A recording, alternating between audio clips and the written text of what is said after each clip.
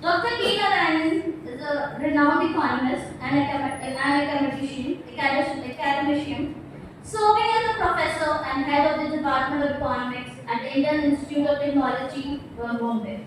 He holds a PhD in economics from Delhi School of Economics, University of Delhi, and has conducted postdoctoral research at Institute of Advanced Studies, United Nations University, Tokyo, Japan. His research spans a wide range of critical areas, including industrial economics, international business, socio-economic empowerment through ICT, environmental economics, economic impacts of climate change, and development economics. A profile researcher.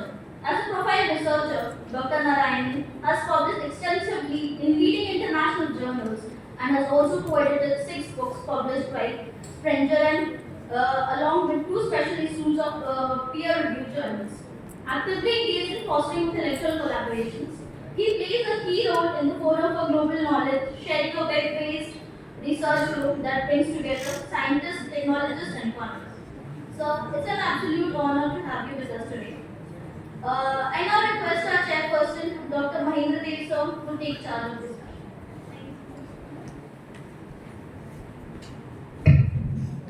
Very good morning to all of you and welcome to this special lecture by Dr. K. Narayanan. Yeah, I've known Dr. Narayanan for the last 3.5 decades or so. When I was doing PhD at the School of Economics, he was also doing with Dr. Srijan. And he has published a lot of work on, as mentioned earlier, on industrial competitiveness, technology transfer, ICT, and of course, climate change now. In fact, his book on regional economic diversity with, I think, Poonam Dore, I think is well received. It's on covers done at the NSS region level, the agroclimatic region level. I think published in 2022 by Oxford OUP. In fact, I cited this in my last year presidential address on regional disparities. He on the today's topic, socio-economic impact of climate change. Of course, a vast topic to cover in one lecture is difficult. But I was talking to him. He's going to concentrate on more on decentralization, how it's important for thing. But of course, the impact it's already the events we are having, the frequent floods and cyclones and droughts all over the world. The impact of climate change can't avoid now. Of course, there is a division between developed countries and developing countries, and Trump doesn't believe that there is a climate change impact. Also, the carbon emissions also things is exaggerated now. So it's going to be a tough challenge for the global level coordination. And the India particularly, of course, will be affected. We have seen at the agriculture level, wheat yields already affected because of heat waves and all. And another challenge for India is energy transition. We have to move to green energy, but coal still we may have to use for quite some time. So it's going to be a challenge that will have impact on environment and other things also. So in this I invite Dr. K. Narayanan, not K. Narayanan, K. Narayanan to invite to give this lecture. Thank you.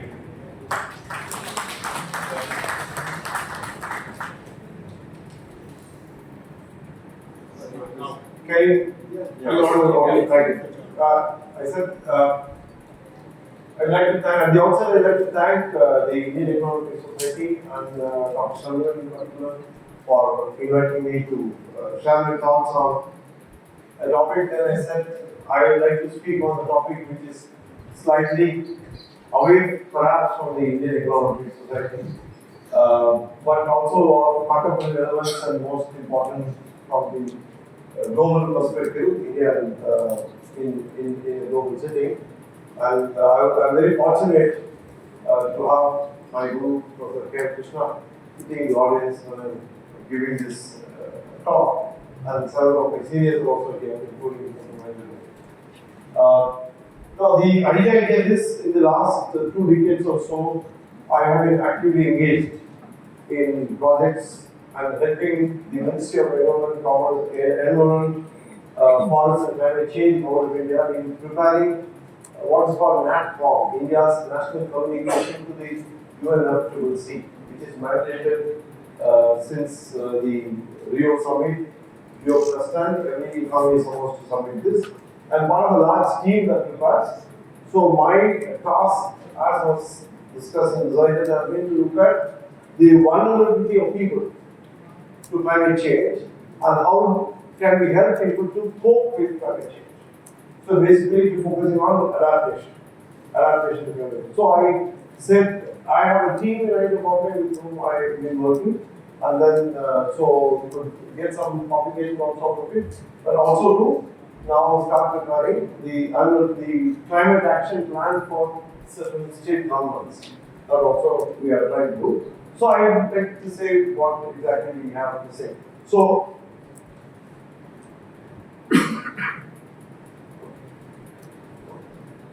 okay, I would like to draw your attention to this short quote that while we cannot do away with natural hazards, we can at least try to eliminate those we cause, though minimize those we exacerbate, and reduce our vulnerability to most. That's exactly what the attempt is all about. And what doing this requires healthy and resilient communities and ecosystems. So purely from this point of view, disaster mitigation is what we try to look at every time we respond to the disaster, like what in Wayanad or southern Kerala a couple of years ago, or in Bombay and other places, is clearly part of a broader strategy of sustainable development. Making communities and nations socially, economically, economically sustainable. That's exactly what we're trying to say. But how do we as economists look at it? So mostly we start by when we try to tell the world that how the economists look at it, I take them back. Especially for the students I got from the slide, take them back to the circle of flow. So where do we visualize climate change?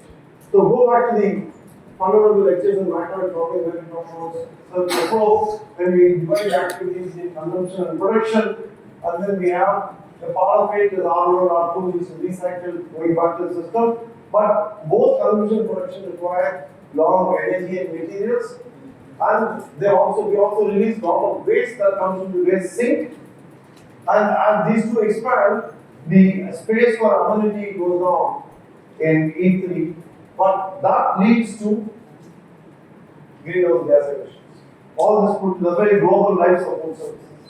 So that's exactly how we try to visualize. And if this can be done for every nation, and then see how much the global public good is getting affected because of several expanding economic activities is required as we trade on the development and growth path. So we look at we want to know the environment. Purely from development point of view, we say, look, we look at environment as supply of resources. Most of us who model growth are looking at it as supply of resources. But also we look at the environment as a sink or reservoir for waste products. And in the process, what we realize is waste can be biologically or chemically processed in the environment. But whether they are harmful, we don't say everything is harmful. Whether they are harmful or not depends on the volume of waste, temperature, rate of replacement, and internationally, for example.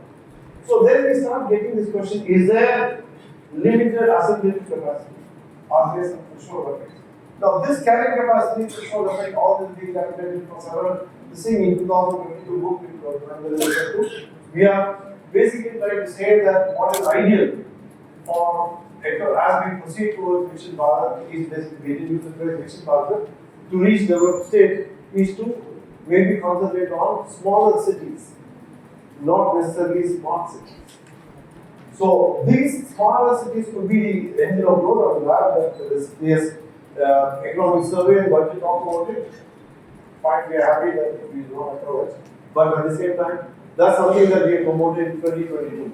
That what India requires smaller cities, because you could face several of the challenges in smaller cities and handle it much better than in mega cities like Bombay, Delhi, Chennai, or Kolkata, or Bangalore, or Hyderabad. Okay, so there, but of course, when you talk about assessment capacity, etc., are there exceptions to the rule? Yes, for some inputs to the environment, there are no natural processes to transform them into harmless or less harmful substances. There are examples of this here, but there could also be instances of bioaccumulation. So there are all these challenges that we see. I don't know how many of you are aware that when we say plastics are bad, it's not necessarily because of water. Definitely not because of water. It is because of the cap. So my colleagues in environmental department calculate how much of the resources are required to decompose these caps in this plastic bottle. So that's why they say that the problem is not with this plastic or the water. So therefore, that's exact extent to which we need to be aware. And we economists always look at in terms of cost of benefits. Anything wrong? Okay. Okay, but we also look at environment as a great source of utility. So because environment is our community, educational, spiritual value society, say for example, you may take weather pressure for existence of wilderness, rainforest for instance, river basins, Himalayas, area of environmental conservation, all these are developed over the period of time. But where do we fit in climate change? Because they're all there in textbooks of environmental. We begin by looking at conflicts and sources. Using a mountain region as source of mineral means its availability value is reduced, or using a river as a waste disposal means its availability value is reduced. And what can we do? We can no longer extract so many materials, for example, from it. Or filling a forest, timber, for timber reduces the electricity generating capacity, and preserving a wetland has problem with respect to draining land for agriculture apart from aesthetic. So the list continues in terms of several of this thing. So now let's come straight to threats of climate change. What is climate change like to us? Dr. Dev started by explaining to you in terms of changing monsoon pattern and intensity. Yes, what is happening now is, as we can notice, that the rainfall, number of days of rainfall has shrunk to fewer days, but intensity has increased. So the ability of the stormwater drain and the systems to carry this has become a big challenge. So then we start putting blame on several things. The most famous quote is from BMC, a city where I live, within Mumbai Municipal Corporation, and I keep telling them I'm there, that is coming along. Please don't put the blame on the British. Because they come on the air and then say, because stormwater, poorly designed stormwater drain by the British, that the carrying capacity is so low, it can't carry so much of rainwater. What have you been doing? 70 years ago. Okay, so there are issues of storms and severe storms. Global warming is also happening, especially Europe and other places. GHG emission, concentration of heat, precipitation, pollution, both air and water, and sea level rising the coast. We have to be going to the coast to see what is the exact amount. Now, one small example here I will give. In 2008, when we were doing a survey in Odisha, in Kendrapara district, we found that 7 villages which existed according to the previous census were missing. So we thought we went to the wrong place. And those are all the days of Google Maps and all that. So we still tried, and then the district collector wasn't aware. So we documented that 7 villages, talked to the people there, documented and said these 7 villages used to exist here. Now you can see only water, inundated by water. We sent that report to ministry. A couple of months later, there was a report released by Nicholas Stern was released. And then everybody talked about Stern report, and they also talked about it, South Maya. Same 7 villages missing. So government said, oh, Stern has said it, so where are the 7 villages? When Narayanan and Parthavan and Sahu said it, they did not pay attention. I'm just trying to say that's exactly how it is. But they go underwater. So the threat of sea level rise can be so bad. It happened between 2 censuses. Okay, I'm giving the district administration wasn't really aware. So sea level rise is an important thing. They keep talking about even Mumbai as a high risk. And give the country specific effects.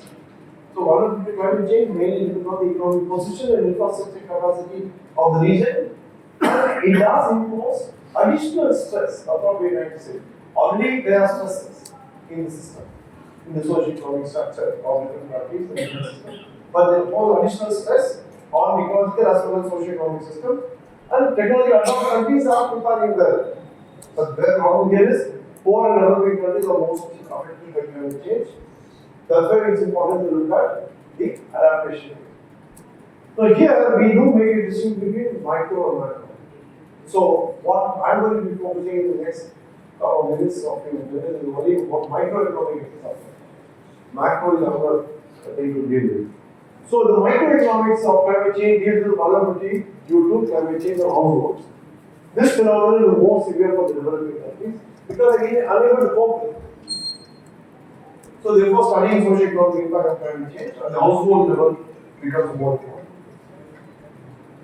Now let's look at Indian climate change. How India is all put together. The climate along the Indian coast varies from two tropical regions to in south to the north, subtropical and arid environment in the Kutch in northeast. The rainfall also varies only from 300 mm in semi-arid region of Kutch in the eastern part, the average maximum of 3,200 in the island of Banaras Hindu. On the east coast, the three Atlantic deltas, the Ganges, Brahmaputra, Krishna, Godavari, Mahendra, which support the large areas of river estuaries and excellent group of private forests exist. And most of the rivers in India flow from the east coast to the Bay of Bengal and carry a tremendous amount of silt during the monsoon region. This for you, just to have an understanding of what it is. And we are subject to wide range of climatic conditions from the Himalayan winters in the north to the tropical climate of the southern neck of the land. So there we have the Great Indian Desert as well. And specifically the coastal India is subject to high degree of vulnerability to exchange. So therefore, we started by looking at the most prominent sector which still has a good share in the GDP as well as the employment, the agriculture. So we were asked to look at the entire agriculture economy. So we were trying to suggest to the government how the agriculture need to be looked at from climate point. I mean, there are other experts who looked at it from in terms of soil fertility, in terms of cropping pattern, in terms of the source of irrigation and the like, but we are looking at it from the climatic part. So, of course, share of agriculture is different GDP, but employment is still high. And in 2018, for the first time in the economic survey, they talked about agriculture, climate change impacts on agriculture without consumption. Okay, so we say that most of the growth agriculture is because of also non-crop sector and other agricultural activity, as Mahendra was saying with the PhD, with me, and I wrote in 2013. And also we talked about growth in crop sector and post-urbanization. So let me put the map of India. So if you look at India in terms of the agroecological conditions, there are 20 zones. You can see how exactly in terms of the agroecological region. Obviously, the vulnerability of the agriculture sector to climate change in each of the zones would differ because climate change impacts also in each of these.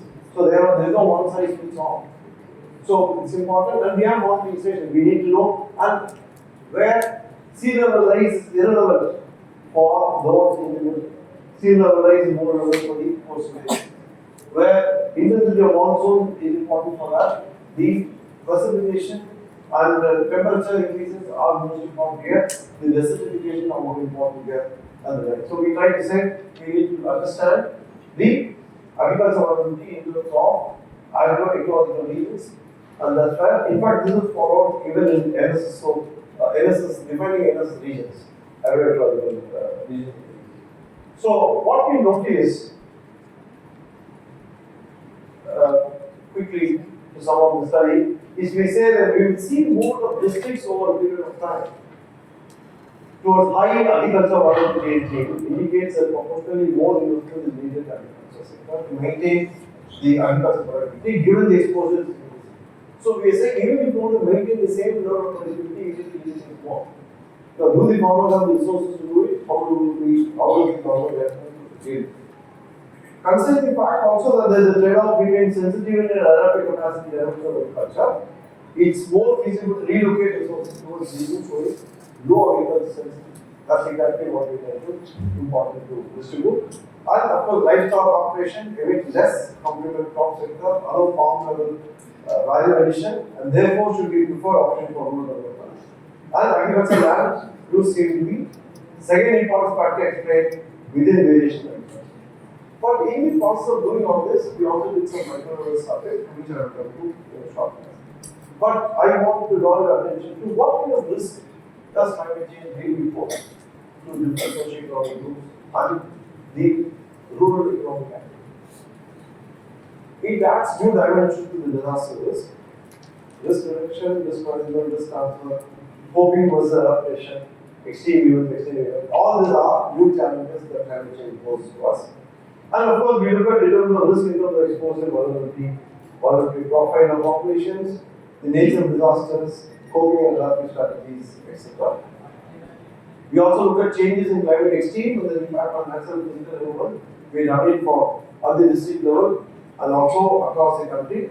And we look at changes in the impact of extreme, climate extreme into the human systems and ecosystem as well. We also looked at some of the systems, exposure, vulnerability, sector vulnerability as well we are trying to look at, and managing the risk from climate extremes at the local level. So we also did, so in our first study for Government of India, we looked at the entire coast and identified 3 most coastal districts which are highly vulnerable to climate change. They are Kendrapada in Odisha, Nellore in Andhra Pradesh, and Nagapattinam in Tamil Nadu. So the government asked us to go deep, dive deep into these 3 districts and look at what exactly. So we looked at how do people manage the risk of climate change at the local level, community coping with migration, community-based disaster risk management, gender, age, all these aspects we looked into in these areas. We have made a survey and then manage the risk of climate change. I'll come to the results of this. And we also looked at the international level integration across scales, because that's also really required. We sit down and discuss about sustainable development goals, and we were moving towards a sustainable resilient future. Now, again, what we try to tell the government is, it should not be confined only to the Ministry of Agriculture and Farm. It should be drawn to the Ministry of Finance or other areas, where we say, let's address climate challenge as a development issue. Something that we've been trying to attempt for close to 2 decades now. That we do that as your development strategy. As a development agenda, so it is a development issue. That's adulthood, the already existing issue of growth alone. And also it's an equity issue, because both women and men in developing countries are both most affected. Several evidence have shown of this. And climate change is undermining the sustainability of livelihood, overwhelming in natural resources on which livelihood depends, and it's increasing climate-related disaster risk also. So therefore, we move on to identify who are the most vulnerable people. That's what the focus is on today. Those who depend on climate-sensitive resources end up becoming most vulnerable. Now, and also they depend on the ecosystem for the livelihood. For example, agriculture, fisheries, forests. Those who live in marginalized and hazard-prone areas, deforested hillside, floodplains, urban slums, are also exposed to that and are highly more vulnerable than the others. And those with limited assets and political voice to enable them to respond to impacts of climate change and low adaptive capacity is also related. Now here, I want to draw the distinction between mitigation and adaptation. Because while we sit in all these negotiation tables, the developed countries like to focus more on mitigation, whereas developed countries need to stress more on adaptation. This is exactly the conflict going on in all this COP20 and other forums. Now, the funding is coming more for mitigation and less for adaptation. There was a time when a lot of promises were made for adaptation funds, but more is coming for mitigation. So, are we really ready for mitigation? I'm just going to talk about adaptation first, then come to mitigation. So, based on these insights that we have done over several studies, I'd like to share with you some of my findings. So, vulnerable regions and different types of settlements, experience and extremes and specific disaster prevention strategies, and of course, number of studies that we done. So we began by writing about it in 2007. Umesh Patnaik and I wrote about it, identifying the most vulnerable districts of Eastern Coast. And the results of this using multivariate analysis, including principal component, discriminant and cluster, and then trying to look at the cause and effect relationship in the economic framework. We first created an index, which is one of the most cited index among scholars in this area. Creation of an index which takes into account the socio-economic as well as primary factors. Following the SDA formula, we did that. And we also identified the most vulnerable districts in the industry. So that's when we draw the attention of the whole the three districts I told you, Kendrapara, Nagapattinam, and Nellore. Then we tried to look at the investigate the disaster due to floods and drought. So we took the areas which are mostly from Uttar Pradesh, the eastern UP, which are both flood as well as drought prone. And we tried to look at the difference between them. So we find the coping strategy adopted by people who are affected by flood and drought are different. And one of the important adaptation strategy is through migration of the family member to another location. That's exactly through remittance which people are able to cope with. Otherwise, you will be lost. Again, next study is to investigate the loss and impact of floods in Odisha, which we did with other colleagues for the India's second national publication. And we found that higher losses recorded for households below poverty levels than compared to others. And losses are higher for households again, concerned than for houses. And education status of the household also plays an important role to help to reduce poverty because early warning systems will be able to adapt and move away from there. We also use this data to look at health impacts. So, teamed up with Holy Seven of Memory and Santosh Shah with us. So we did that, and then we found a significant difference between health and income inequality among the family households. And climate-related disaster badly affect the health status, hence on employment and income inequality. So it puts a clock back by a few months, before 2 years. For the people to come back to the level at which they were there before the climate was stuck. So income from migration is the only source to which they are able to adapt to the natural environment. So early warning system works better in coastal Andhra Pradesh than in coastal Odisha. That's also something that we have documented here. Then another study which we did in Bombay after the deluge, and we found that the estimated losses to deluge is much higher than what exactly was estimated by the state government, which is given to them by insurance companies and others. OECD did the initial calculation. And here we surveyed the wards that were inundated by water. Here I also want to say that these informal household industries in several wards of Bombay actually follow just-in-time production. And because of just-in-time production, they did not have inventory for more than a day's supply. And therefore the loss will be otherwise imagine water. Why are they following this? Because there is no space. It's factory in the day, house in the night. That's where all this low income party settlements in Bombay are. So because they are on just-in-time production, there is exactly losses there. Still, if you calculate the loss and say where exactly are they in terms of economic status, it is 18 months before. Means they will take another 18 months or maybe slightly less, but 18 months before whatever the economic status, they will put back because of this reduced inundation of water for more than 12 hours. So that's where what kind of compensation will be given to them by government, etc. We recommend this. And informal sector is badly damaged, and non-informal health hazard and poverty consequences. Last one. In another study, we looked at the state of Rajasthan. Most recently, we prepared the climate action plan for the entire state of Rajasthan, which has a team of 8 faculty members, 40 PhD scholars, which were asked to lead. And we did the entire assessment, forecast, and action plan. And also said how to implement and monitor it over a period of time. So the goal is to achieve sustainable inclusive development, and that's exactly what we have now in this.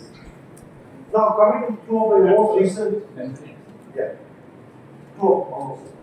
So last two studies which I want to draw your attention to, where we use some of the more sophisticated data analysis tools.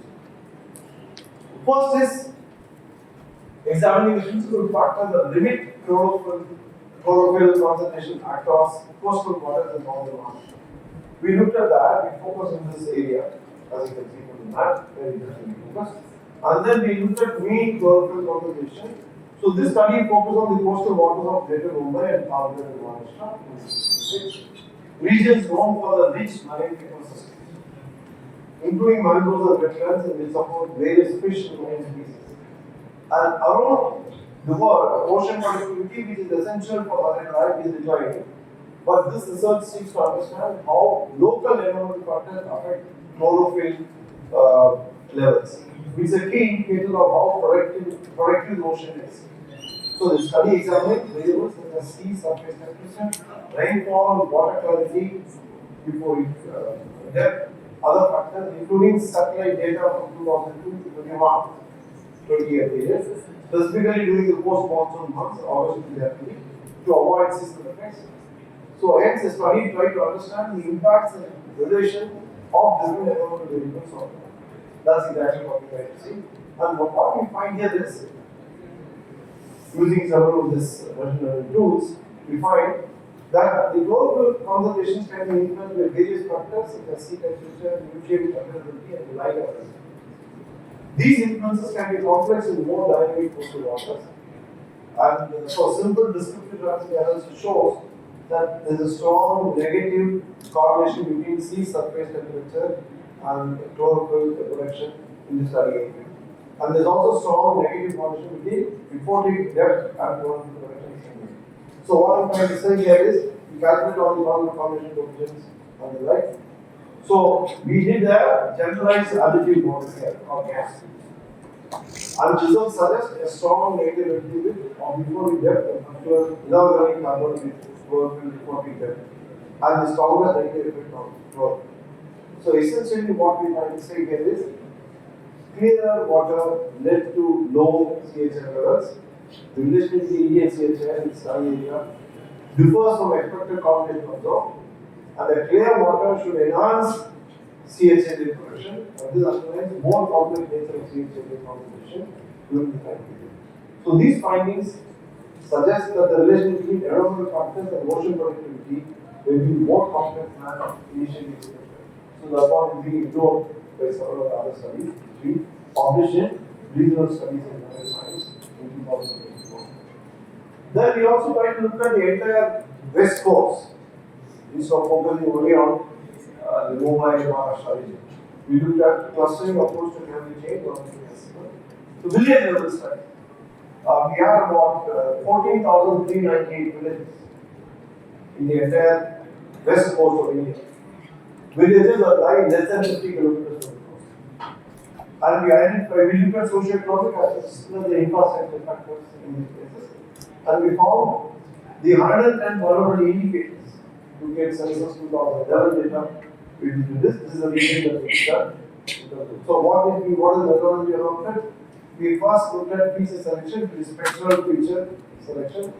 We looked at K prototypes in terms of the clustering. We validated by Synod score and also ranked the villages based on cluster centers. So we performed feature selection, K prototype clustering, and clustering validation.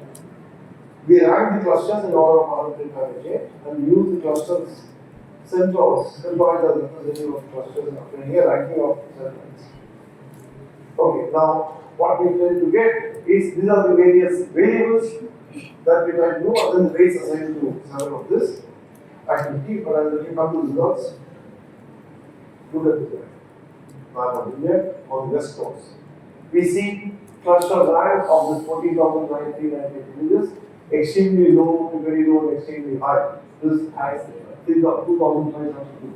Villages are extremely high, mostly concentrated in the areas, especially in northern Karnataka, mostly Maharashtra. So, state of Maharashtra has the highest number of vulnerable villages, and the state of Kerala has the least, according to that. Of course, situation changed after 2018 floods in Kerala. Now, what defines vast majority? So learning from all this, what do we get? Risk reduction of socio-economic growth measures most successful when they involve the direct participation of people. In fact, several case studies in both Melbourne as well as Narayanan show that people exposed to others in the planning and decision making is better because they have insights which we cannot ignore that need to be documented. The local leaders, government, political, social, and economic factors, sectors of society need to assume a primary responsibility for the protection of their own economy.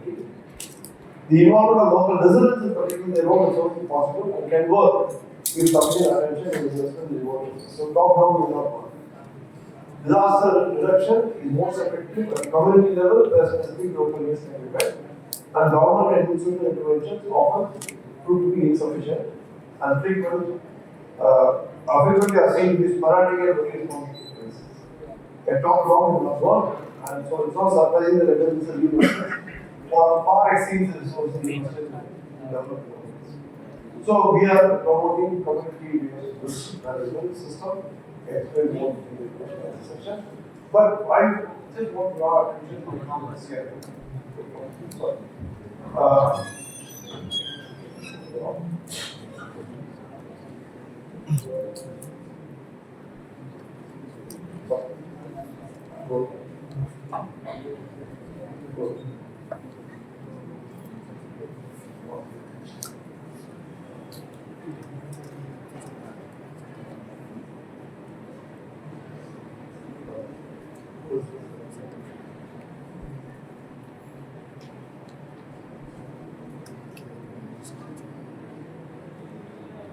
Sorry.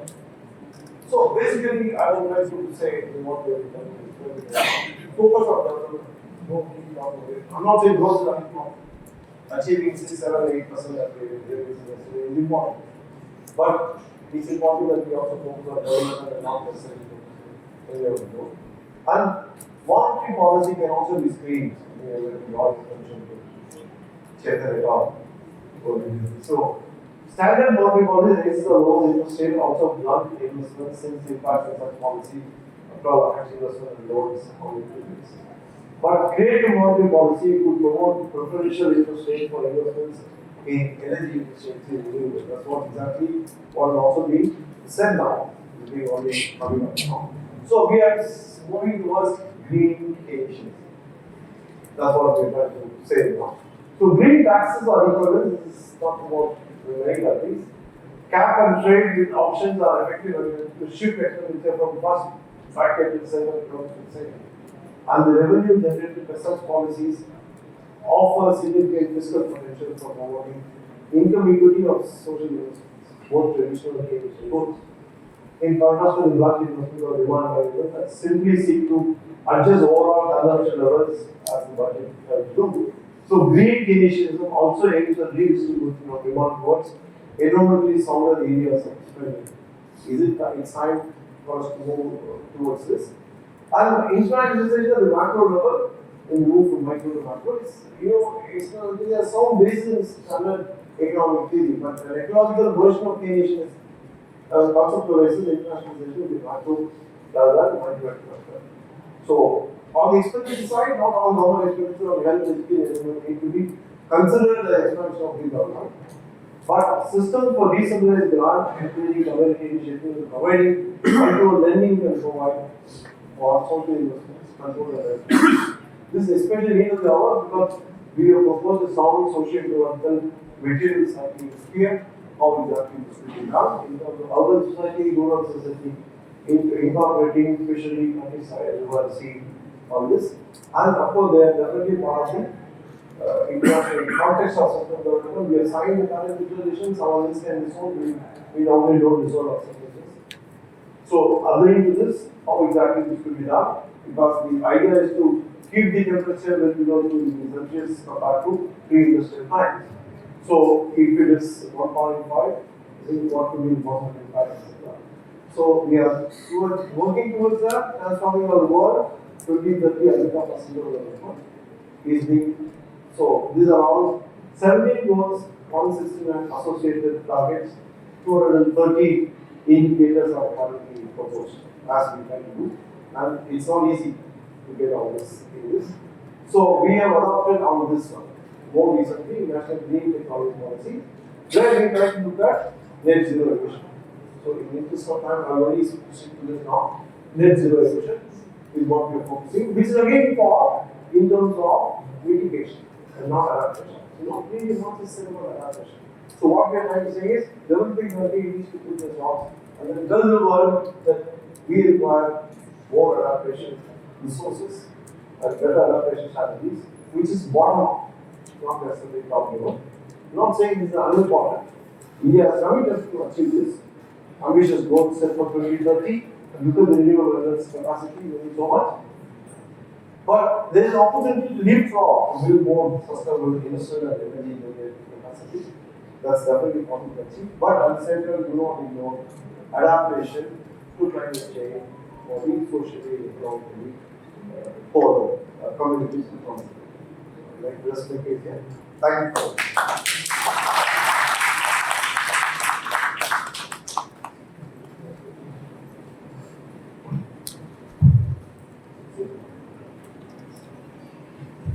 Thank you.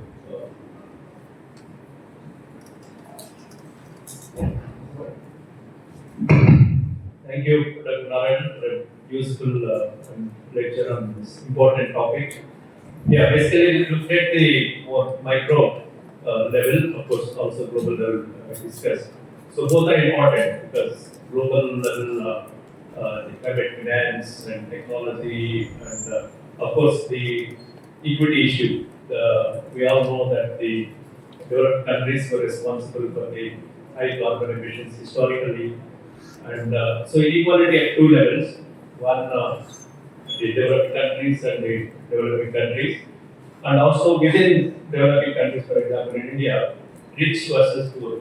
The rich spoil much more the resources, the environment problems they face. So that equity issue. And also, as you mentioned, that the developed countries are pushing for mitigation, whereas we need adaptation also much more for this climate change. And on green investment, after back, we are offering less interest rate for green finance, but no takers because it has to be a viability of projects.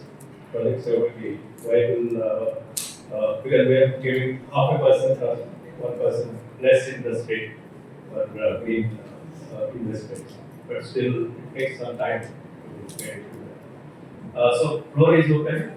10 minutes we'll have Q&A.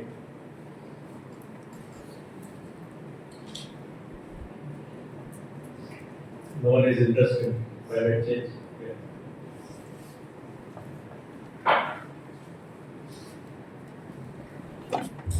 Thank you.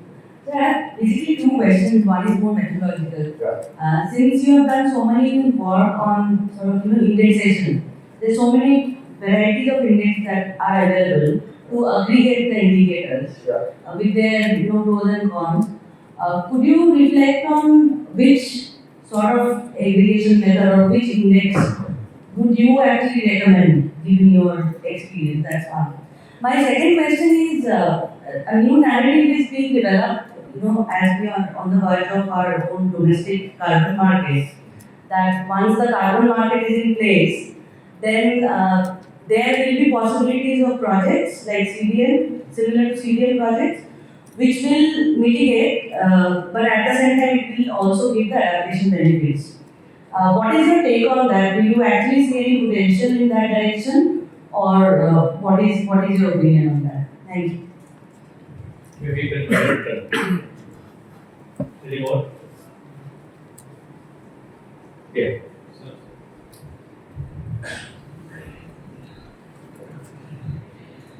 Hello sir, good morning. Thank you for the lecture. I'm Ashwarya Prakash from Center for Development Studies. So when we're talking about the micro part of climate change, of course in some ways the micro is of course affected by the macro of it all. So, as you know, Kerala has recently, over the years, been affected very badly with disasters. And our center, we have been having an ongoing series of lectures talking about mitigation measures, etc. So, over there, in one of the sessions, the panelists talked about right-based approach to mitigation to climate change. So, basically, be it agricultural vulnerability or your earning vulnerabilities or vulnerabilities in terms of losing of land, home, etc. So, in that context, they were advocating for a right-based approach where right to compensation is given. So, I wanted to know your opinion on that. Yes. Hello, sir. Hello, sir. Good afternoon, sir. My name is Debnath and I am a master's student of Energy Economics. Sir, my question is related to the punch upgrade target which India targeted to achieve in the coming years. Sir, we know that the climate change is a big issue in the countries, developing countries like India. So, how can India achieve those punch upgrade targets in the coming years? Yeah, hello sir. Yes. Thank you, sir. Yeah, sir, my question is related to financing because impacts are there, but what are the regulatory provisions are there to get finance on that? Because finance is a big issue. Thank you. Okay, last one. Hello. Yeah. Right. Good morning. Nice lecture. I am Jimmy. So my question is, since the ADG's deadline is 2030, and which is highly impossible to achieve all the HDC goals. So what is the future of that? Second question is, Trump being in power and he is completely denial mode. So what will be impact to a kind of climate change? Don't you have to answer? Yeah, I think I don't know answer for the last question. So again, so my friends in America say he too doesn't know what this kind of thing. That's what we will talk about. Yeah, thank you. Thank you. Is it audible? Am I audible? Thank you. Thank you so much for the yes, I understand. Giving you a really important thing. But that's why it's important to have agencies certificate to justify the so it's we talk more we talk less actually. So I think there are place to do that. Once that institutions have come, as it then maybe for future demands to examine that in terms of carbon credits and now let me take the so how to okay on financing let me start on financing it's not necessarily going to be only a global financing. In fact in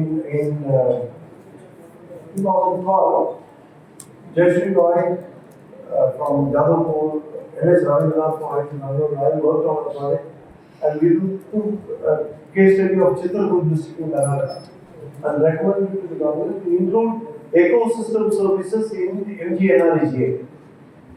So you are creating so much of environment opportunity, investing so much. So channelize because you can't create physical assets, but you can always create check dams. You can always create ecosystem services in the countryside, especially in semi-arid zones. Use this money to create that. This is going to be beneficial. Your target of employment is fulfilled, income is fulfilled. At the same time, you don't need additional funding. So it's important to channelize in terms of that. So that was published in PPW at the time, and then got attention of the whole level ministry. But there are several policies adopted in NGNREGA. Form concept became part of NGNREGA. The first district adopted was Kadapa in Andhra Pradesh. Highly successful. But then in Maharashtra, as it came from Kadapa to Maharashtra, it got completely lost. I'll come to that later. Okay, now how to achieve the targets? Yes, of course, you have set yourself targets. It's not easy, but every step towards the direction is going to be working on that. These targets that we set ourselves as 2030 is going to be very important, especially the target for renewable energy. Now, is rights approach the investing? So I would say that rights approach is only part of the insurance system, insurance mechanism. So that alone is not good enough because we also want people to cope with it. It's not a one-time solution. It's also a long-term solution. Therefore, how do we help people to cope with it apart from giving them one-time insurance support is very important. That's why local communities inputs are very required. It worked very well in Odisha and in Nellore and Andhra. So why not in Kerala? It's very difficult community. So that's why we say one-time compensation is good, but that cannot be a permanent solution. We have to really talk to people about how to do it. Now when we come to the index. So initially we started with SGI and then we modified the SGI to do that. The challenge came to us in terms of assigning weights to different indicators, which continues to be there. So we keep experimenting by giving different weights. But if you ask me frankly, I would say give equal weightage to all the indicators. And then we come up with this index. Then we try to superimpose climate parameters of this to see where the gap is. Because that's only an indicator for which you can carry forward. And the final point about carbon markets is what? There are definitely adaptation benefits in carbon markets. In fact, that's why we say it's important to go to the local communities and use the countryside towards that. So one new initiative we are now trying to, I'm going to give more details when we succeed. We had a meeting with Minister of Finance last week, and we're going to have a meeting again next month on this. We are basically talking about reclaiming land lost or not uncultivated so far and have more green cultivation. So whereby you can gain a lot of carbon markets, very little carbon trading that, emission saved, get that, and that will use for some of the air. Let's see what this is. Yeah, that's what. Yeah, thank you. Yeah, to stress on the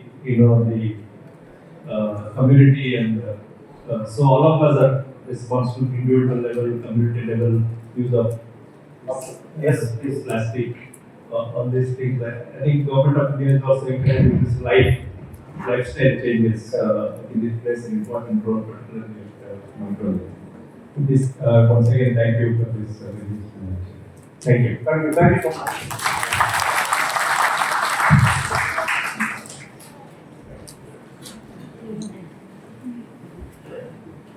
Thank you so much, sir, for such an insightful and thought-provoking lecture. As a token of appreciation, we would like to felicitate our esteemed speaker and chair for their presence and valuable contributions to this session.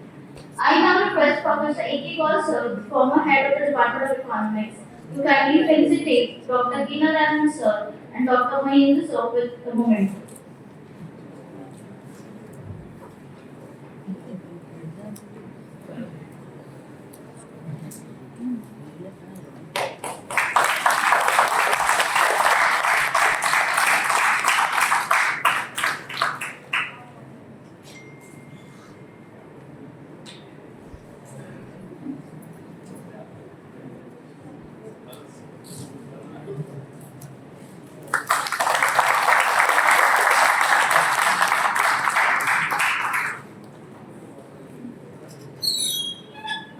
Thank you, sir. With this, we formally conclude the special lecture. The next session, that is panel discussion, will start shortly.